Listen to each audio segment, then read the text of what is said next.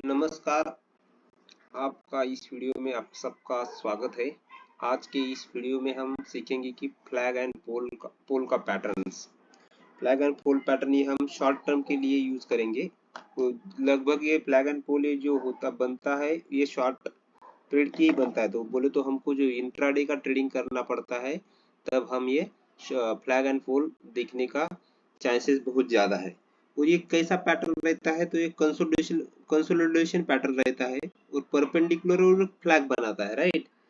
और ये कहाँ पे अपीयर होता है, मैंने वैसे बताया बताया है कि वो इंट्राडे के चार्ट में ज्यादा से ज्यादा अपीयर होने के चांसेस ज्यादा है। Flag and pole can appear in both up trend and down trend. ये पैटर्न अप ट्रेंड भी होगा मार्केट या डाउन ट्रेंड में भी होगा, तो ये पैटर्न बनने के चांसेस ज्यादा होते हैं, राइट। और ये अपीयर फ्लैग एंड पोल जो अपीयर होता है वो अपीयर होता है 5 मिनट के चार्ट में, 15 मिनट चार्ट में, 30 मिनट, 16 मिनट्स और डेली के चार्ट में भी हम उसको देख सकते हैं। ये जो फ्लैग एंड पोल का पैटर्न जब बनता होगा तो क्या पोल में जो भी वॉल्यूम होगा ना वो वॉल्यूम ज्यादा रहेगा एज कंपेयर टू जो फ्लैग में रहेगा। उसका वॉल्यूम कम रहेगा, बोले तो नॉमिनल रहेगा, एवरेज वॉल्यूम से भी कम हो जाएगा। और जो फ्लैग रहता है उसको ही रेक्टेंगल बोलते हैं, उसको रेक्टेंगल बनता है। रेक्टेंगल बोलते तो उसमें एक रेक्टेंगल साइज का शेप बनेगा और उसमें लो वॉल्यूम रहेगा। उसमें ट्रायंगल भी बन सकता है, ascending triangle, descending angle, flag जैसा ही बनने का, नहीं तो वो टाइप में बन सकता है। ब्रेकआउट जब भी हो रहा है, जब भी ये रेक्टेंगल जो फ्लैग है इसका जब ब्रेकआउट हो जाएगा, तो ब्रेकआउट होने के जब होता है तब हाई वॉल्यूम रहता है फॉर अ पोल साइज। जो भी पोल बनेगा उसमें क्या होगा, तो हाई वॉल्यूम रहेगा और जो रेक्टेंगल है उसमें लो वॉल्यूम रहेगा। Flag and pole is more powerful for intraday trading strategy. That mean short term trading strategy के लिए फ्लैग एंड पोल बहुत ही इस्तेमाल होता है। जब ऑप्शन में करेंगे तो ऑप्शन के लिए क्या होता है, तो हमको वोलेटिलिटी ज्यादा चाहिए, वो जो प्राइस एक्शन है वो फास्ट भागना चाहिए, तभी हमारा बायर साइड में पैसा बनाता है। तो वो पोल में क्या होता है, हाई वॉल्यूम रहता है और प्राइस भी जल्दी जल्दी ऊपर जाती है। Pole is a perpendicular move in a price upward और डाउनवर्ड मूवमेंट दोनों भी होता है। एंड फ्लैग में क्या होता है, सिर्फ साइडवेज मूव रहता है, साइडवेज मूव रहता है। तो हम अभी पोल कैसा दिखेगा, हम जब भी देखेंगे तो पोल ऐसा बनेगा, ये जो है ये पोल की हाइट होगी और इधर ये साइडवेज हो जाएगा और जितना भी ये हाइट है पोल की उतना ही टारगेट ऊपर परपेंडिकुलर ही मिल जाता है। अभी ये जो पोल बना, ये फ्लैग बना है, ये फ्लैग में क्या होगा, इधर जो वॉल्यूम होगा वो नीचे होगा, बोले तो बहुत कम वॉल्यूम होगा। और जब भी ये ब्रेकआउट हो जाएगा तब वॉल्यूम बढ़िया बढ़िया दिखेगा। तो हमको क्या पकड़ना है, ये वाला मूवमेंट पकड़ना है। ये मूवमेंट कहाँ पे मिलेगा हमको पकड़ने के लिए, जब भी ब्रेकआउट होगा तभी। और हम ऑप्शन में भी ज्यादा से ज्यादा चलती है। अभी देखेंगे ये फर्स्ट एग्जांपल है डीएलएफ का। डीएलएफ का जो हमने ले लिया है वो डेली टाइम फ्रेम के लिए है, राइट। अभी ये कंसोलिडेशन पैटर्न है, ये देख रहे हैं हम, तो ये पूरा कंसोलिडेशन पैटर्न है। और जब ये पोल बन गया ये, तो वॉल्यूम में देखेंगे तो वॉल्यूम बहुत ही एवरेज वॉल्यूम के ऊपर है। ये जो लाइन दिख रही है ये क्या 20 मूविंग एवरेज है और उसका वॉल्यूम उसके ऊपर है। जब ये फ्लैग बन रहा है तो देखेंगे तो लेस वॉल्यूम है, लेस देन जो मूविंग एवरेज है उसके भी नीचे है।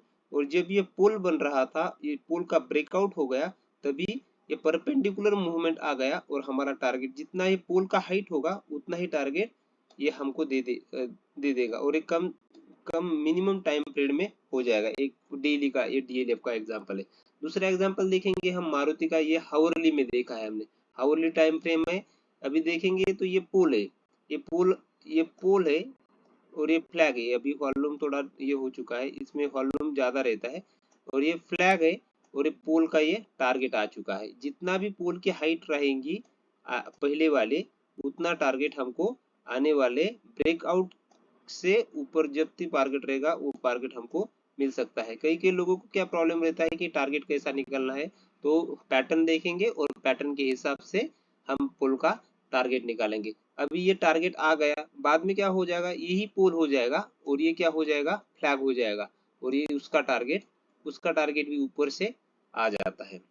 अभी थर्ड एग्जांपल है एचडीएफसी लाइफ का। एचडीएफसी लाइफ में भी हावरली टाइम फ्रेम में देखेंगे हम, ये जो पोल है, पोल में volume greater than average volume है, और रेड जो फ्लैग है वो भी छोटे छोटे कैंडल है और उसका वॉल्यूम भी एवरेज वॉल्यूम से कम है, और जितना भी पोल की हाइट होगा उतना ही टारगेट हमको मिलेगा।